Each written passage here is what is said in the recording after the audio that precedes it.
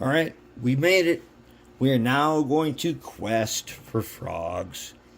What do I mean by questing for frogs? Well, here's the thing. If you've got the jig and you got the tools to make all the parts for a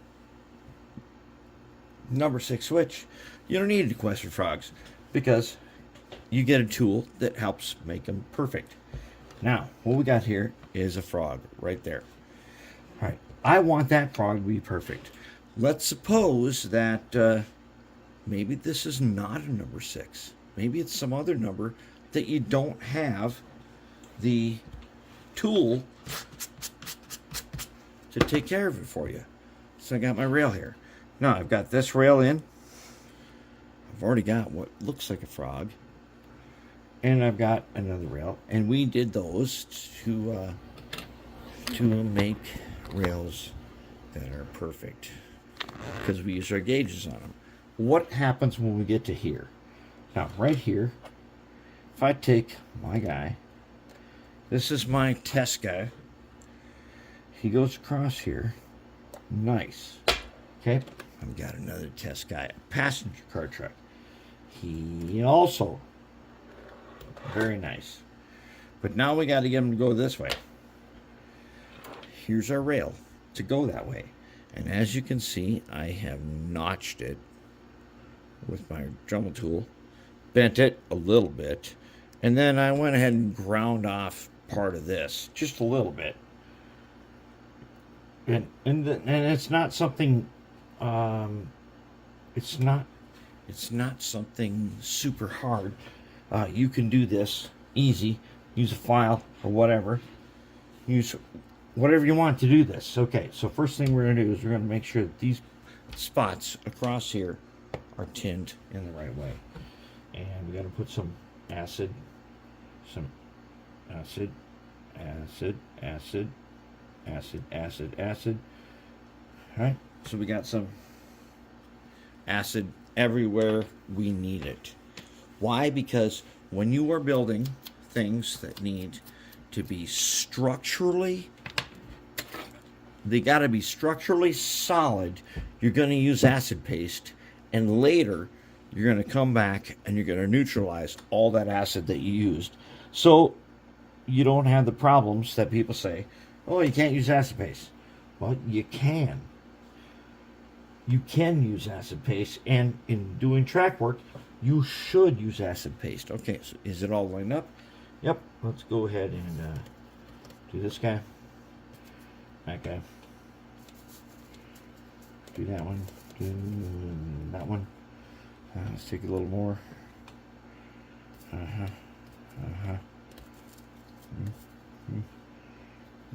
That ought to be good enough. All right, now everything's tinned. I already tinned the bottom of this guy.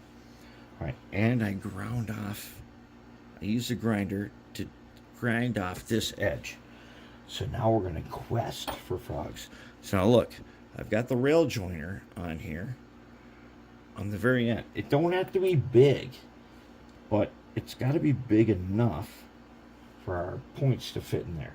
But I'm doing this time where you don't put the rail, you don't solder the rail joiner to this spot right here. Okay, I'm putting the rail joiner on here early so that it is outside of the PC board tie. I think, and I don't know if we're going to get away with that. We're going to try, but I don't know if it's going to happen because we never tried it before. It just seems to me that it is the appropriate thing to do. Okay, so I lay this guy on here. Okay, so now I see this guy at the end here, he's too long. One, I'm gonna clip him off just a tiny bit, about like that. Then I'm gonna take my lineman's, and you should have a lineman's pliers ready to do this. I'm gonna take this end here that I've already marked in green, like this, and I'm going to go ahead and give him a slight bend. Okay, we are not making this to be prototype perfect. We are making this to be operationally very robust. a lot of traffic has to pass over this. So we've got to make this thing really, really tough. Tough enough. It's got to be tough enough to handle the traffic that goes across here. Because when we run trains, almost every train's got to go across here. This is right next to the 5 bridges. So let's start putting some gauges on. Get them engaged, okay? Here's one. All right, let's put some more gauges on. These are Katie gauges. And get them in a pack. And they like to go back to back like this.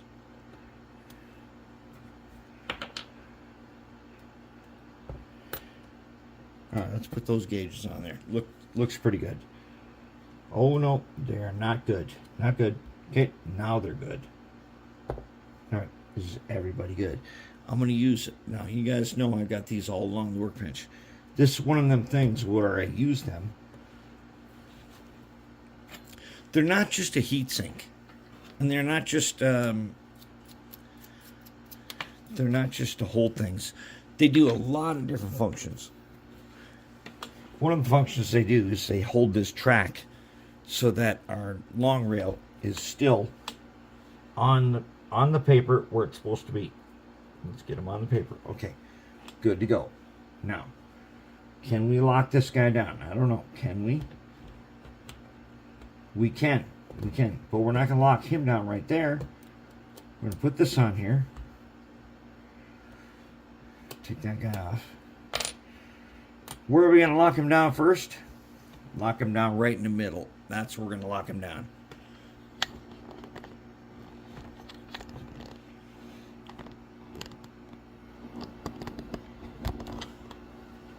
So we're going to lock him down right in the middle. Right here. And here's my screwdriver. And I've got a little bit. I'm going to get a little bit of solder. Okay. And then. Yep. Okay. Now. I'm going to lock him down right here. And if I know right, yep, that seems to be engaged. So I'm going to go ahead and lock him down right here.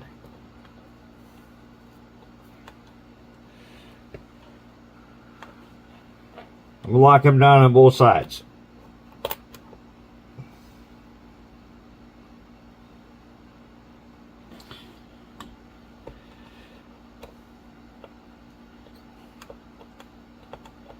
Okay, he looks like he is locked down.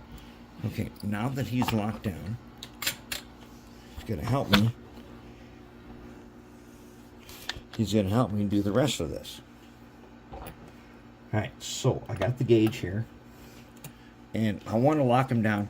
Now, remember the rail joiners. Remember, these are some old school rail joiners that I have put on here and cut them in half. And I'm using them. Those are going to be for the points, which we're going to make later. But right now, let's see if I can lock this guy down. So if I hold him carefully with the screwdriver, like I'm doing right now, and I've got enough acid paste,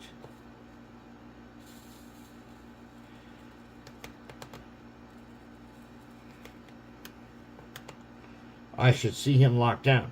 Now, the trick is, did I get the rail joiner also locked in? Let's put a little acid on here and find out. Okay, take a little solder from our thing here. I want that rail joiner locked in place because later I got to do points, and those points, they need a place to go in, and it's at the rail joiner where they go in. Okay, so it's like this, and I'm gonna go ahead and lock him in, just like that. Okay, he's locked in. Good enough. Good enough. He's locked in. All right. So now I've got this. Okay. But did it work? Did it work? Is this gonna make it through the frog? Oh yeah. No clicking sound. There's no clicking sound here. That means that frog is good. But what about this one?